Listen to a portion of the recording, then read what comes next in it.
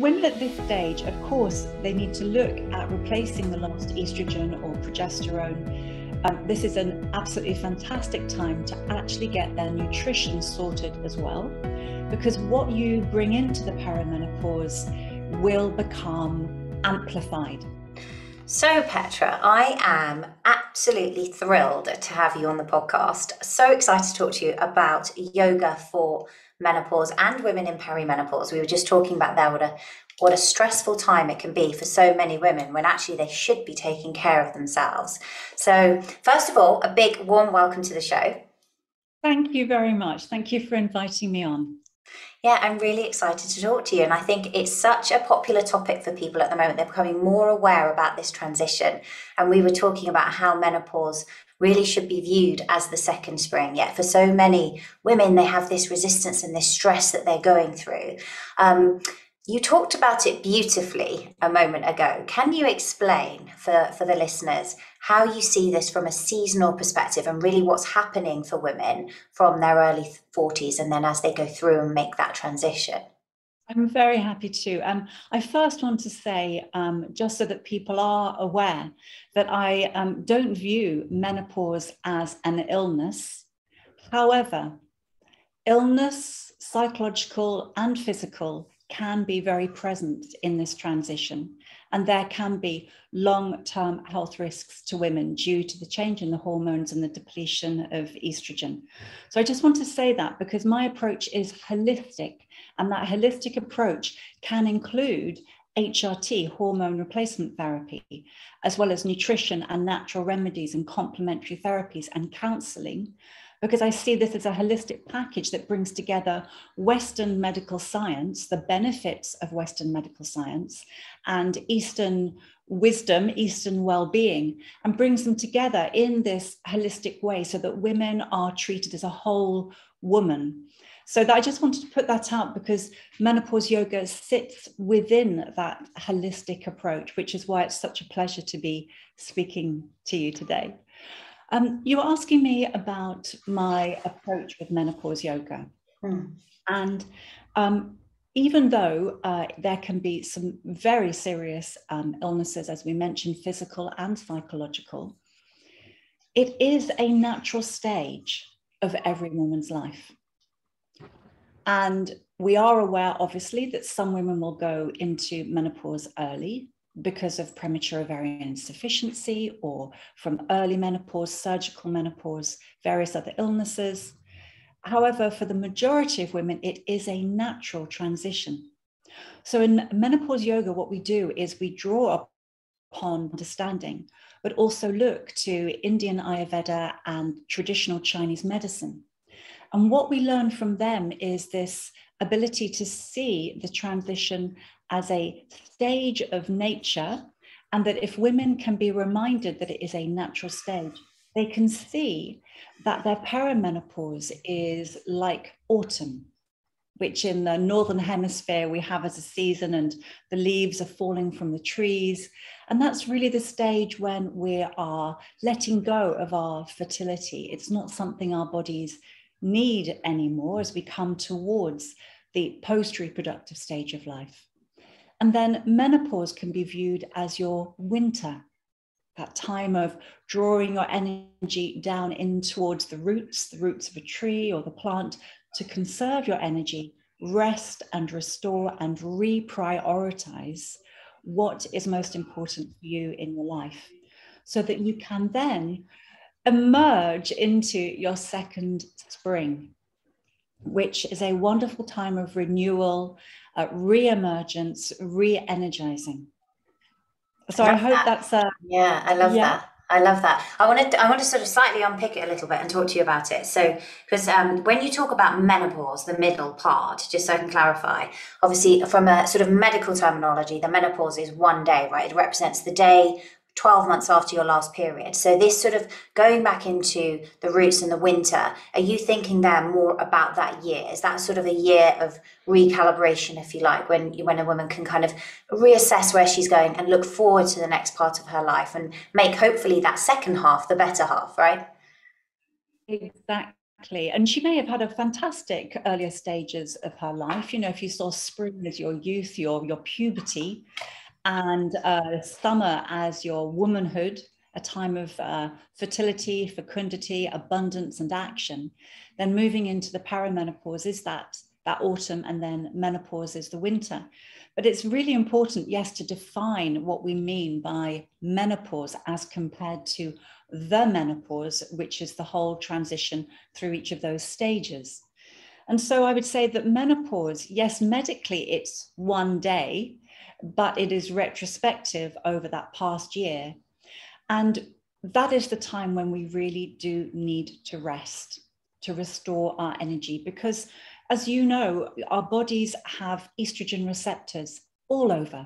So not just in the ovaries, but in all of our vital organs, our brain, our skin, our eyes, our bones, etc.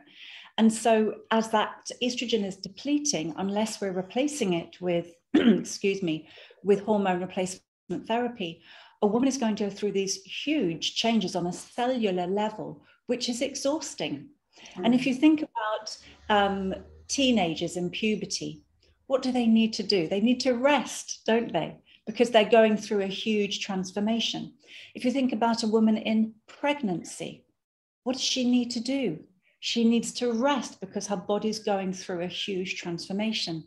So puberty, pregnancy, perimenopause, her body is going through a huge transformation. And in her menopause, I would see it as an opportunity to pause, slow down. Which is actually in the word, right? Menopause. Exactly. But sometimes we as women, I mean, both you and I, we're working parents. Your children are much younger than mine. Mine are in their 20s. I'm in my post-menopause, age 55, and I'm 5 years into my post-menopause. But, you know, as busy parents, as busy working women, it can be really hard sometimes to give ourselves permission to take that pause. And sometimes we just need someone else to give us that affirmation that, yes, if you take the pause in your menopause, at 12 months or longer, then you can reemerge into your second spring. And I know, because I've been working with women for over 10 years, and the women I work with, I see them in their post-menopause, and they are up and running and feeling stronger and more empowered by the transformation that they've gone through, both physically, hormonally, psychologically. But I also see women who have not given themselves permission to rest and to go through this huge change. They've pushed through, driven through it, and they are depleted. They are fatigued in their second spring, and they don't understand why. They're depressed and exhausted and weight gain, but more than that, just not themselves, and a lethargy and a loss of that zest for life. So that's what we're really talking about. Rest in your menopause, like winter, like we are in now, so that you can reemerge. Yeah, I love that. So can we talk about, like, practically how women can do this? So if we look at perimenopause, for example, we know that period can last anywhere between 2 and 12 years. Now, it isn't always really, really majorly disruptive, but they're a bit like puberty took a long time. It's not an overnight shock that you wake up one morning with breasts and a period, do you? It'd be quite alarming. So you go through that transition quite gradually. The same thing is happening at the other end with varying degrees of speed, right, depending on the woman. But it's difficult because in those early stages, you know, one of the things we first see is this drop off in progesterone. And what I see with my clients is this is a time where they actually start to feel often more anxious. They're not sleeping very well. They haven't necessarily got things like hot flashes, but their cortisol rhythm, this sort of baseline inflammation, progesterone production is now a bit disrupted. And it can be quite unwielding, I think, because these women, particularly some of them, are, you know, they've got successful careers by their sort of early to mid 40s. They're in leadership positions and they're not sleeping very well. And it's very hard. And they've got the challenge of either young children for some women or teenage children for others.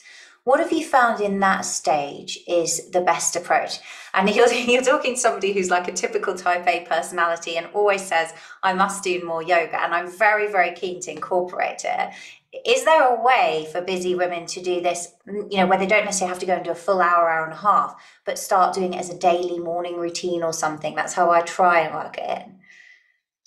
Absolutely. My gosh, there's so much to unpick in that. But if we were just to pick perimenopause, because menopause yoga isn't a one size fits all, and it's not just one class. There are classes around perimenopause, classes for menopause, classes for postmenopause, because I've recognized that women need different things because they have different stages of the menopause and different symptoms.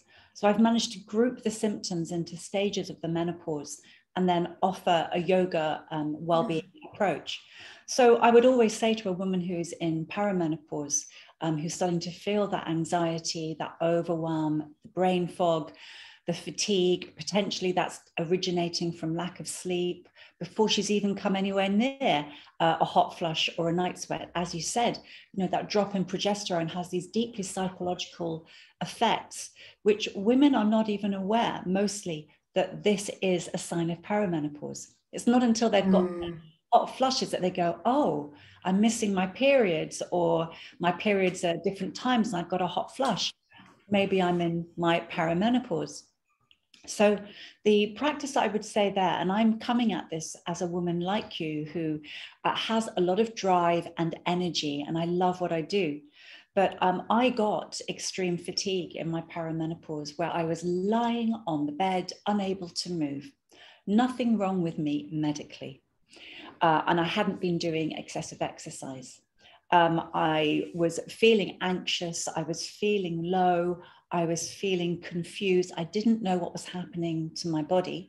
And by the way, that was the same time that I looked at the person lying next to me in bed and thought, no, thank you. No libido. No libido. This is so common, isn't it? So common.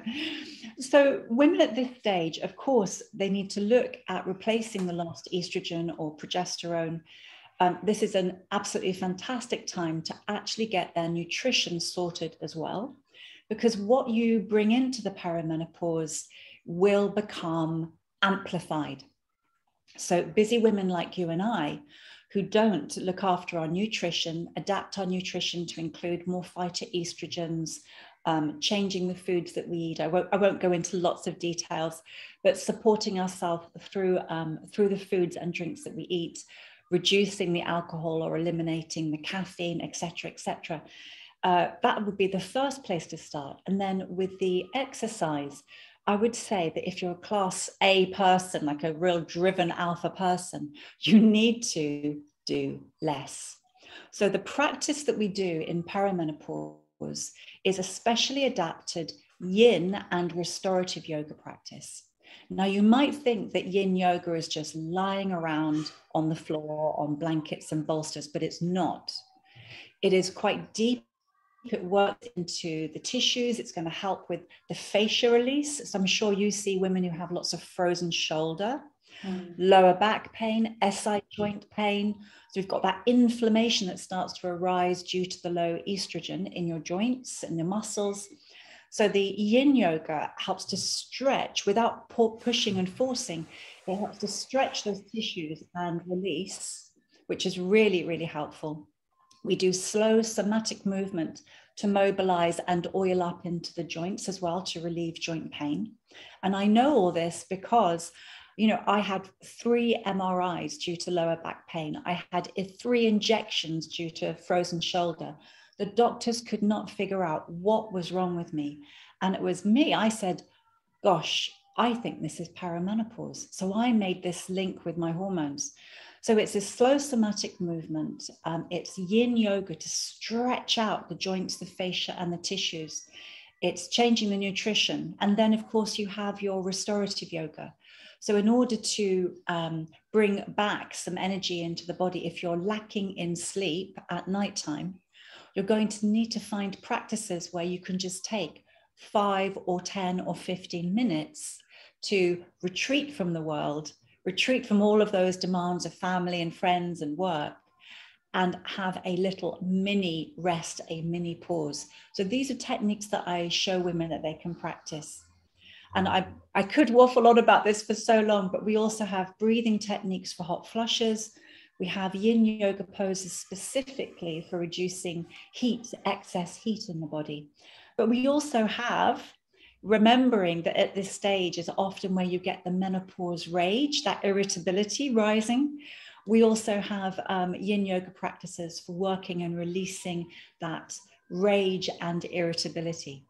So that's what you would do in your perimenopause. And that's interesting, isn't it? Because just to stick with that for a minute, is that can cause a source of friction, because women are feeling naturally more irritable.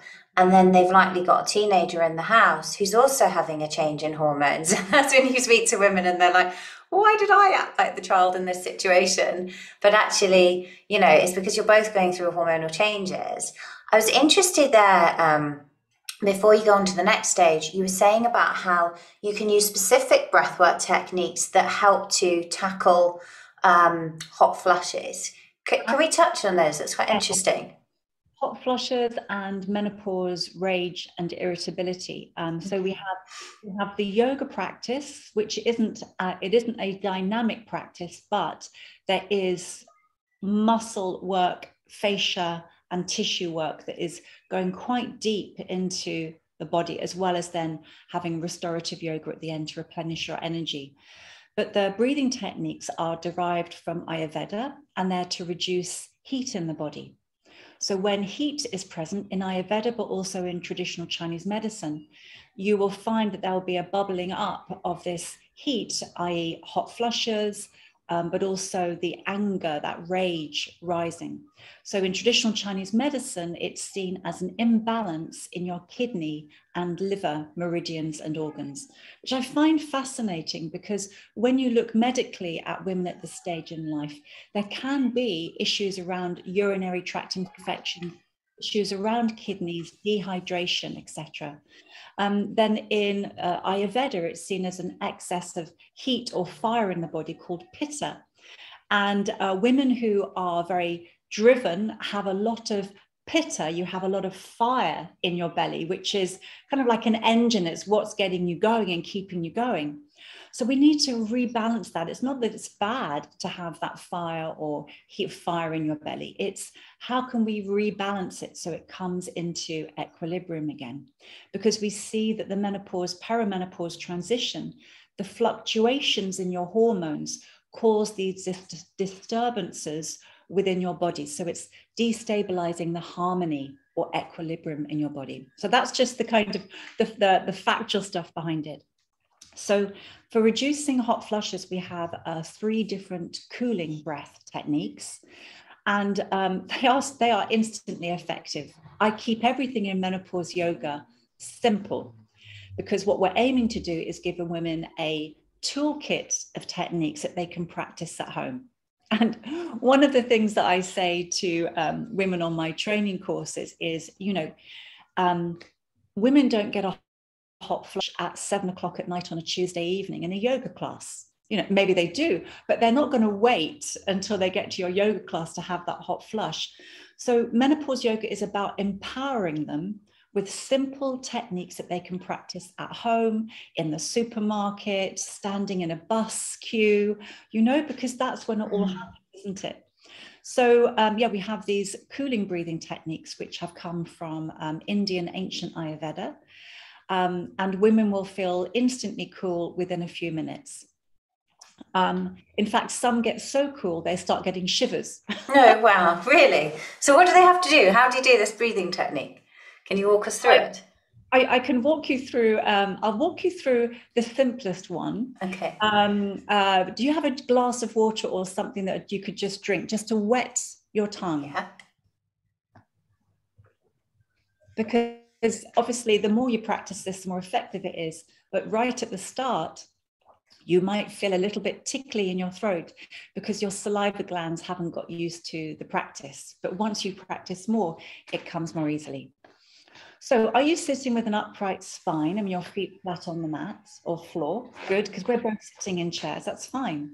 Okay. And then just because it is more cooling to have your palms up, not down, just place the back of your hands on your legs, and that will allow your shoulders to relax, taking out tension in the body, releasing that tension. So I'll start with the simplest version. We breathe in by sucking through an imaginary straw. So it's called straw breath. So it would look like this. Then close your mouth and breathe long out of the nose. So make it kind of a pursed, no, not fast, slow. Okay, so we're going to breathe. Relax, close your mouth, and then slow exhalation through your nose. So let's go through that a few more times because I saw a little bit of tension. Yeah, it did. I was like, okay, right, let me start again. So. Relax. So it's a slow, imagine you're drinking a lovely drink through a straw. Oh, through a straw, okay. Like this.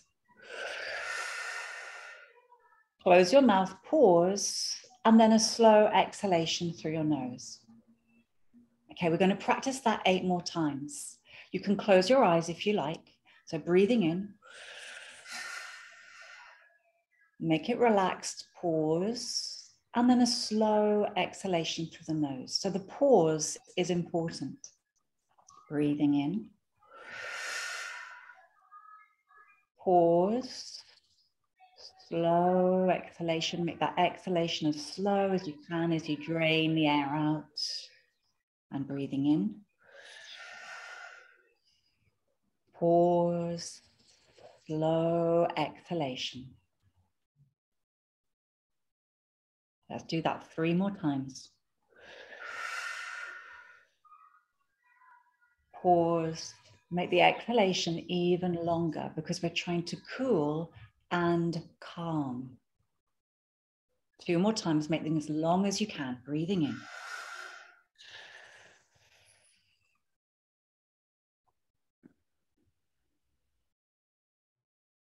One last time, as slow as you can.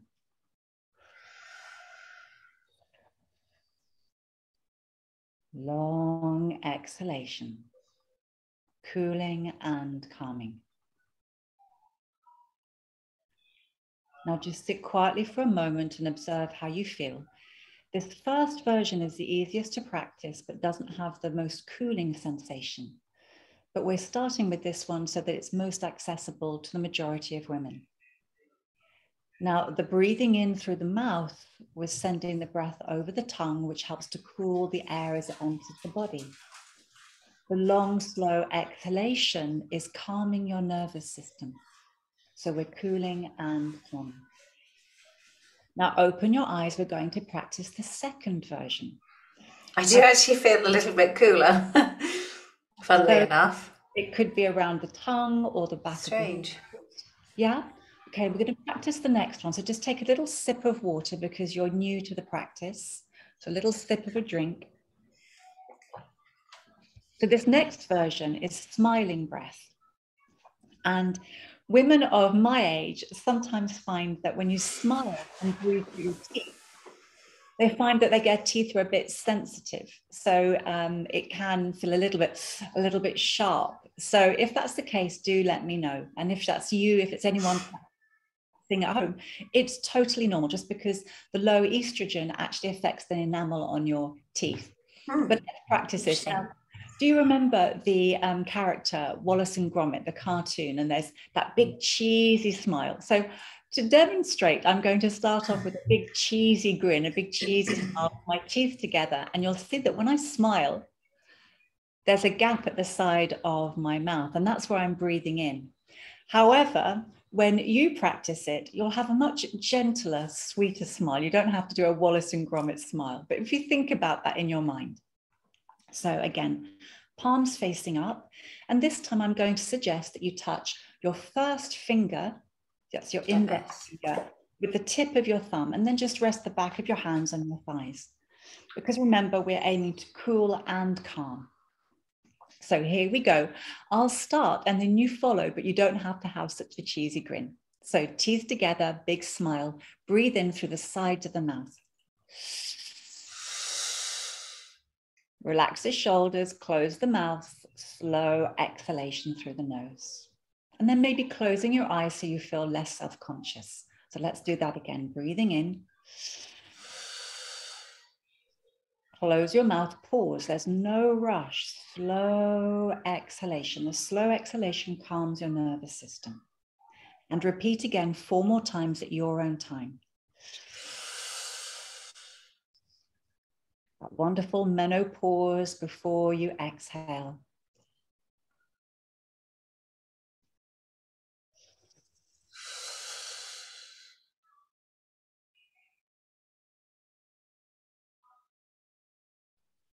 Four more rounds. You've got the round, you've got the pattern now, so continue. Don't rush anything. Slow exhalation.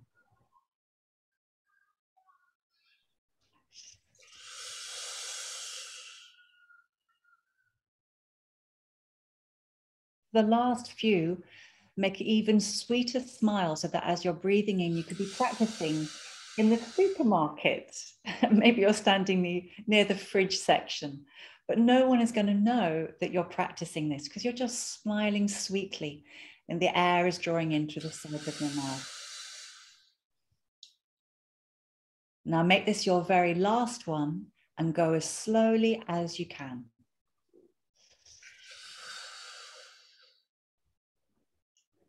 Long, slow exhalation.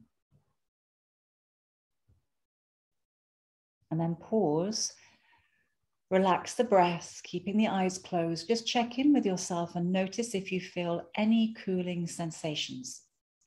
So it might be around the tongue or the back of the throat, sometimes in the upper chest.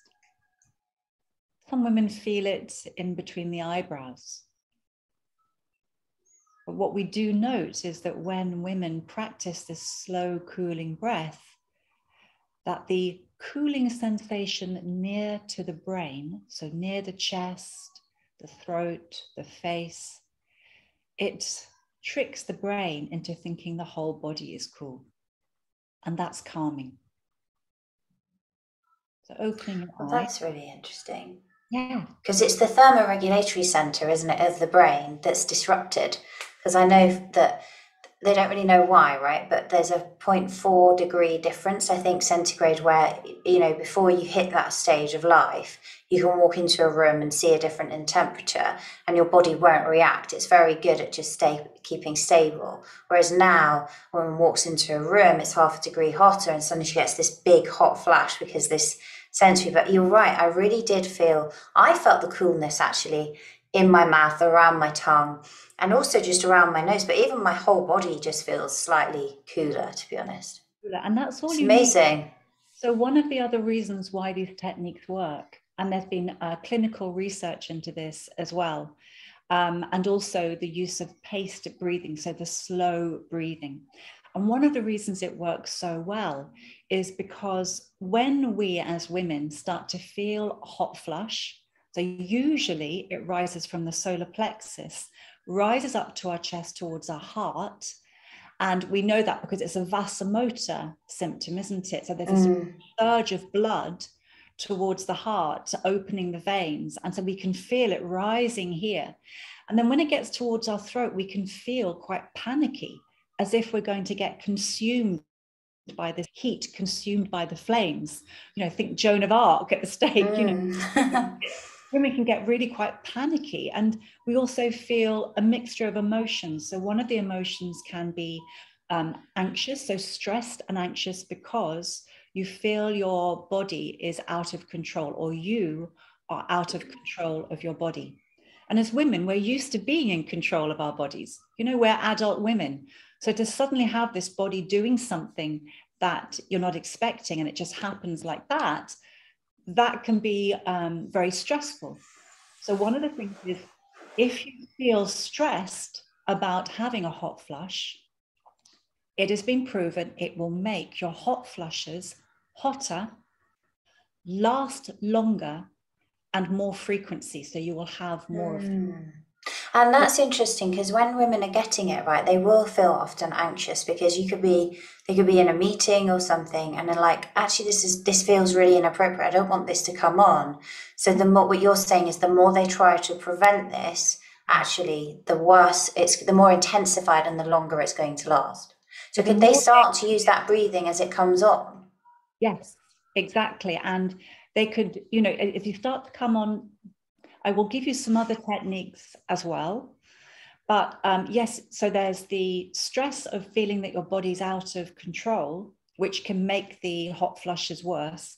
But there's also the stress of social embarrassment. And it's so interesting, isn't it? You know, you're a businesswoman. I used to work in the corporate sector in my previous life before I became a full-time yoga teacher. And women in this culture that we live in, this westernized culture, we're always taught, aren't we, that women don't sweat, they lightly perspire. You know, Yeah. it's not seen as a feminine bodily function, whereas men sweat, and it's like the more they sweat, the better. So, you know, a man might rush into a boardroom meeting to deliver a talk and not really be upset by the fact he's a bit sweaty under the armpits if he takes his jacket off, but a woman would.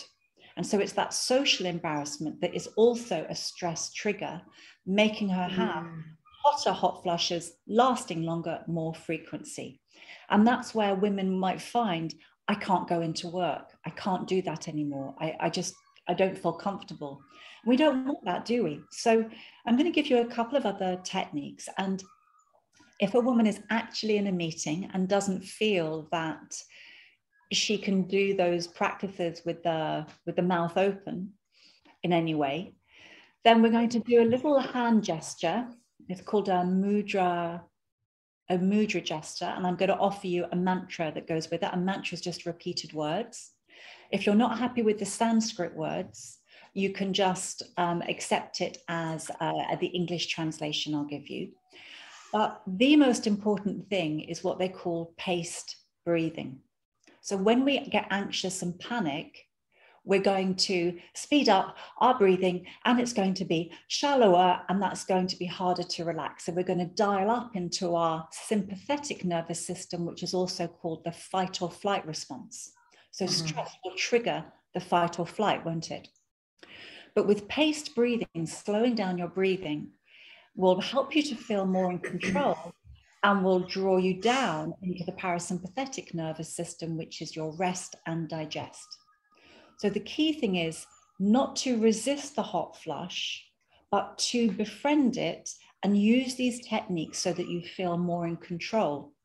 But control isn't resisting. Control is learning how to manage the symptoms, and then they will fade away much more quickly. And I do promise this to women, the more they practice, they will go away, because you'll just get that slight feeling of heat in the solar plexus and you'll go, I'm just going to do my paced breathing or maybe my mantra, and it will go.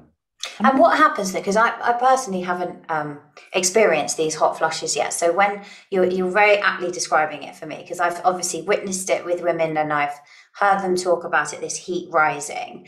When they use one of these techniques, will it reduce the time or will they still get that facial flush? Because that's really what's causing the social anxiety, isn't it? Some of them actually will sweat, they get quite red, bless them, and it's really stressful for them.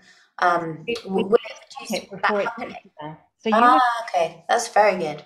So we become attuned to when we start to feel that heat rising, and the majority of women I've worked with and in the research say that the heat rises from the solar plexus up.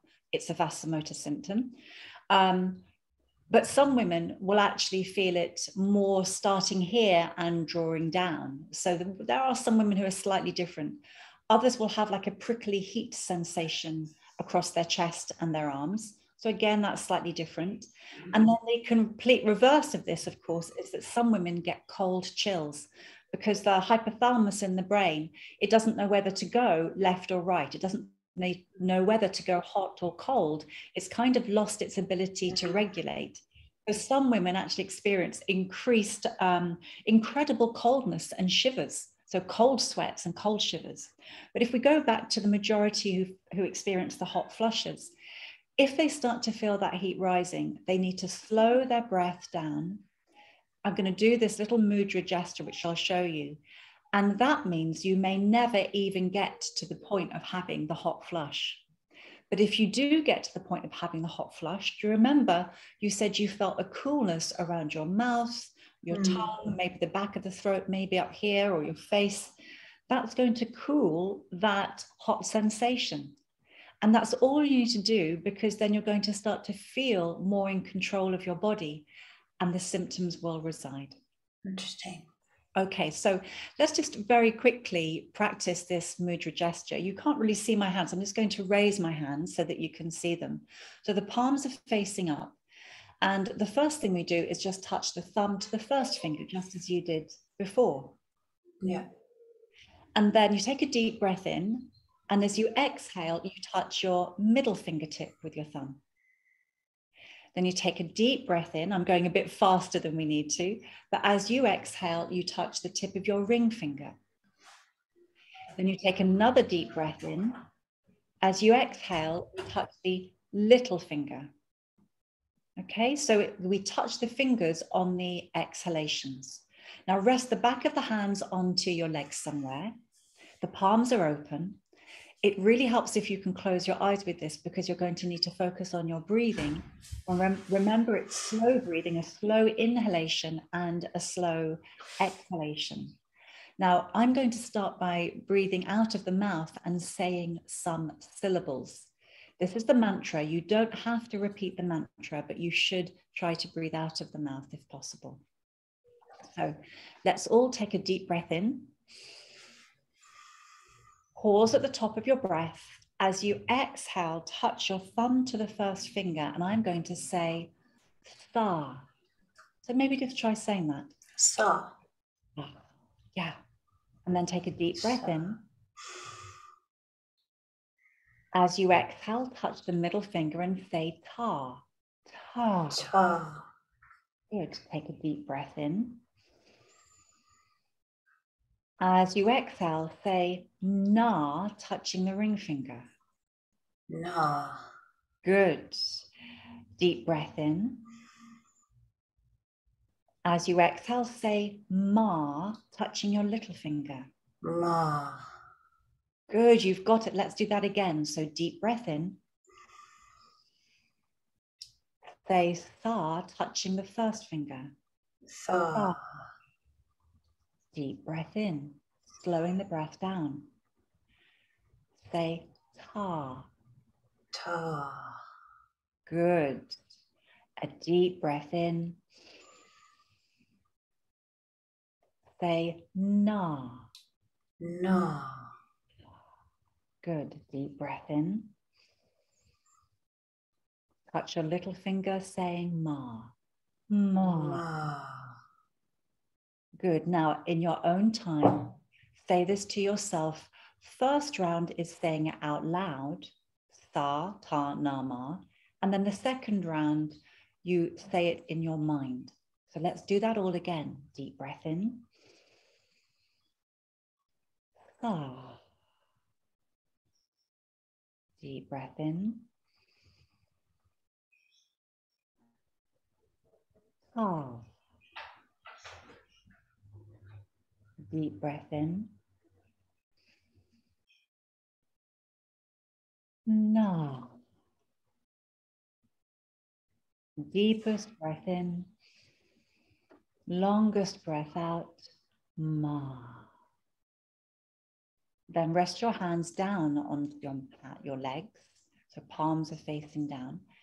And just notice if you feel a little bit calmer. I do. I love this. I love anything mantra based. So the Sartanama mantra is, in a practical way, it's giving you something as a woman going through a hot flush, something to do. Yeah.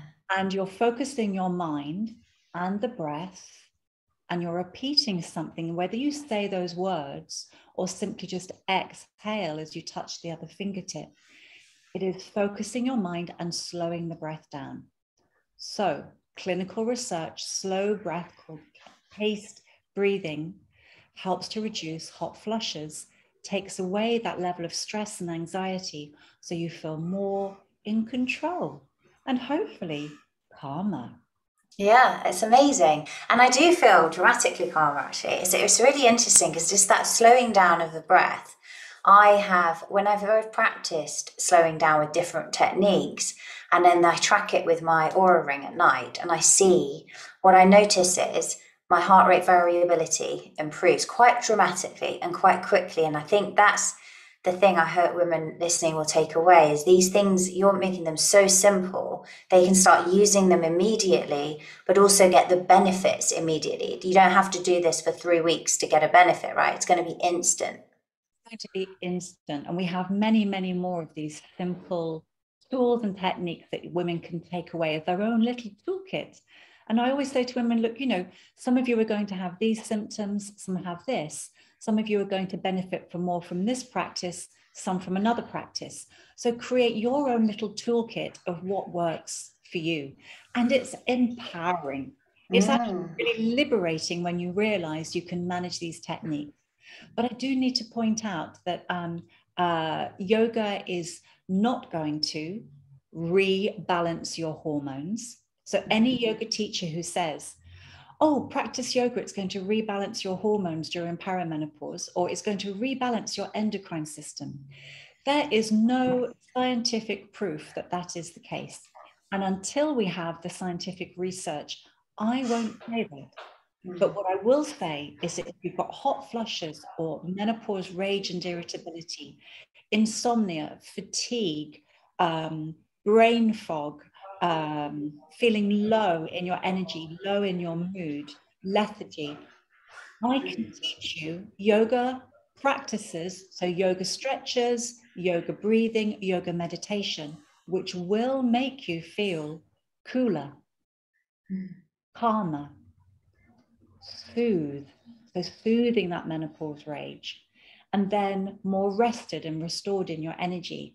And then you're ready to get re-energized and uplifted for your second spring. Yeah, that's amazing. And I think if women listening could maybe use this almost preemptively as well, right? Not just when there's a hot flush, but when they are going to move through what I would call a daily transition. So, for example, like at the end of the working day, and then kids are coming in and they know they're not going to be able to relax. They're walking into a very hectic evening. Actually taking 5 minutes, whether that's at your desk if you're working from home, whether it's in the car before you walk through the door, just to do that rebalancing with the breath. Is really helpful, because then you sort of renew yourself before you go into this situation, and you're in much better command of your nervous system. Exactly. You can practice it at the different stages of your menstrual cycle as well, because you have your luteal or your menstrual stages where you're going through huge hormonal fluctuations in your normal menstrual cycle.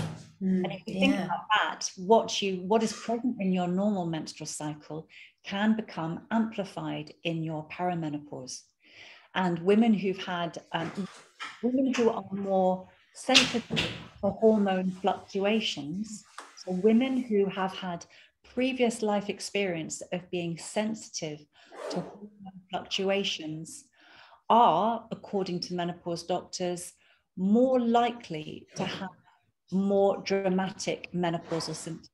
So for instance, if you've had postnatal depression, I'll just repeat that. If you had postnatal depression, you are more likely to have more extreme experiences in the hormone transition of perimenopause. So that's something to be aware of, because you're more sensitive to your hormones. If you've had postnatal depression. Yes. That's interesting. And also women who have had pretty extreme traumatic experiences in their earlier part of life, whether that's childhood or young adulthood or womanhood. If a woman has experienced quite deep trauma, this can resurface psychologically in her perimenopause to menopause. That's really important for women to hear, so that they don't feel like they're going mad or insane. And that if this is the case, if this past trauma rebubbles to the surface, now is a fantastic time to go and get talking therapies. talk to your friends, talk to family, but go and get some professional support, because this is an opportunity. The menopause isn't, the menopause comes with lots of issues and illnesses. And I know I have had so many of them, but it is also an incredible experience, a transition, almost like you're clearing out your broom cupboard or your attic and all the stuff that you've shoved into there psychologically, in terms of past life experiences, but also your lifestyle. If you're running on empty and you're just juggling too many responsibilities and don't give time to yourself, this is what's going to come up in your perimenopause. But it's an opportunity to reframe, reprioritize, let go of that old baggage, and so that you can skip more likely into your second spring. And I agree with you. Yeah, so true, right? And I think what I like is what you said about it shining a light, because I feel like a lot of people will, and it's almost a limiting belief to think menopause is causing my drop in energy, menopause is causing my back problems, my muscle ache, my fatigue. In reality, menopause is shining a light, right? It's like a magnifying glass and showing you it's an opportunity. Have a look. This is where you can do some work so that we can actually get you really, really healthy. Because I see this as a window to optimize women's health for the next second stage. Absolutely. We are in 100% agreement. It's an opportunity to improve your health and your happiness, long-term health and happiness. It should be welcomed, but because we fear menopause, because of the social taboo that we've had around this stage in life for such a long time, it means that people do resist. And I see women who are very fearful of what might happen. So if we can take away that fear and say, these are things that you can do holistically for yourself, which can include the HRT and nutrition and natural remedies and complementary therapies, talking therapies, and yoga. Yeah. So with the yoga side, because we talked a lot about the breath work, before we kind of close the podcast, with the yoga side, what would you be saying to women that are going through this transition? Are there certain types of yoga that they should be doing? I know you've mentioned the yin, but lots of women, for example, they enjoy that more kind of fluid vinyasa style or more intense yoga. How could they sort of change up their yoga practice if they're already doing it, or if they're new to yoga, get started with it? So the practice that we have in the perimenopause, if you're having hot flushes, is more restorative and yin yoga. If you're having menopause rage and irritability, that is also a slightly different version of a yin yoga practice that works around liver and kidney and spleen, but it's still restorative with yin yoga. If you're experiencing anxiety, overwhelm, fatigue, and insomnia, this is usually what comes up around the menopause stage. And that is where we have a very slow vinyasa flow, a mindful vinyasa flow practice. If you're more experienced in your yoga practice, you can obviously go to a slightly higher level of movement. But if you're new to the yoga practice, it's very slow vinyasa flowing movement that guides women into what I call like a moving meditation. And then we rest. We have lots of inverted poses where you're folding forward or legs up the wall, in order to draw the energy down, like the sap drawing down from a tree in winter, rooting. So it's a very grounding practice, very nurturing practice. And then in postmenopause, we're looking at more energizing. So in our postmenopause, that's when we will do more work around building bone density and overcoming sarcopenia, the loss of muscle mass, building bone density with that stacking the bones in longer held poses. So it's a much more dynamic hatha yoga practice, but it's very wisely done. It's not leaping around in Ashtanga yoga, and it's not running marathons. It's working with your cardiovascular health. So the arms are raised in many of the poses. This is going to make your heart work harder. It's stacking bone joints in order to build bone density at those joints. It's working your muscles to overcome that weakness of the muscles so that you can hug your bone structure, preventing the falls that could lead to osteoporosis fractures.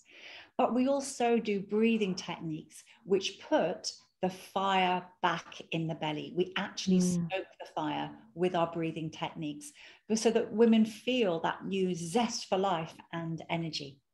So I hope that you like that approach, working with the seasons, we're working with different stages and symptoms, seeing it as a natural transition for a woman, but remembering that there can be a whole range of illnesses and symptoms that are very hard to live with. And they're not just physical, they can be psychological. And if you don't mind me saying, as a yoga teacher, it can be quite spiritual. But if we learn to spend time, give ourselves the pause, and as you said, look after our health and well-being, then we can emerge into this second spring, feeling more empowered, embracing this later stage of life, and stepping into what we call stepping into a sense of wholeness.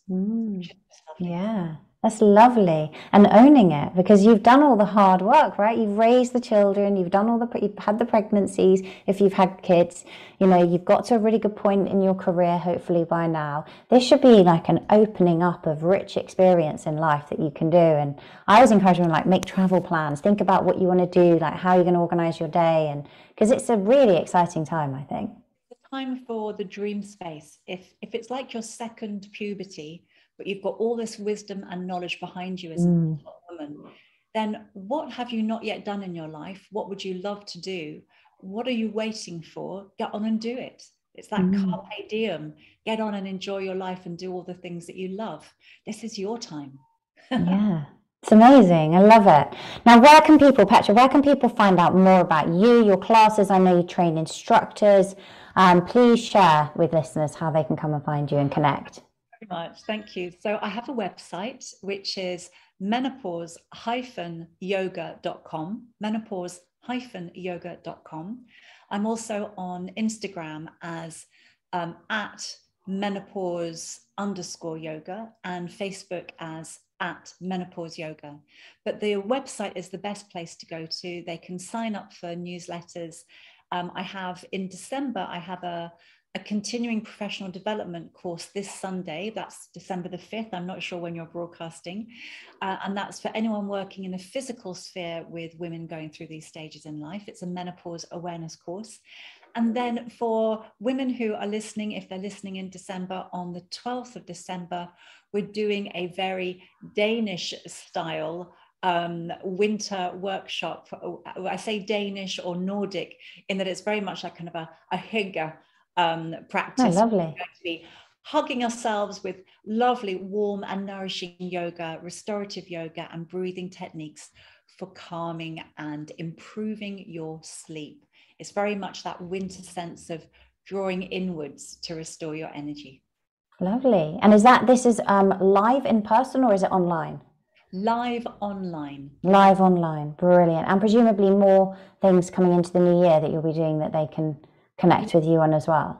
Yes. So I run monthly workshops. I train other teachers. So I now have, due to the huge demand, I have training courses running every single month of the year.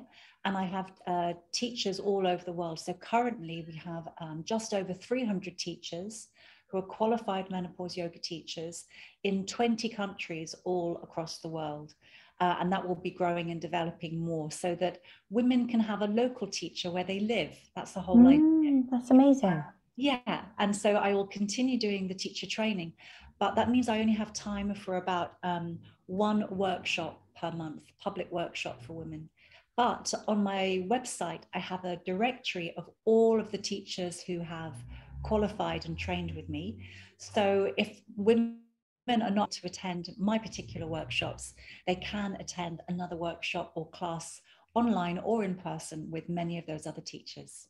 Oh, fantastic. We will link to all of that in the show notes. Thank you so much, Petra. It's been such a joy having you on and talking to you about all of this. I really, really appreciate your time today. Thank you for inviting me on. It's lovely to meet you and hear about your work. I shall be certainly following your work with more interest as well. Thank you. Thank you, Petra. And before you go, Petra, one last thing I'd like to link to, because I think you have a book out as well, don't you, on menopause yoga?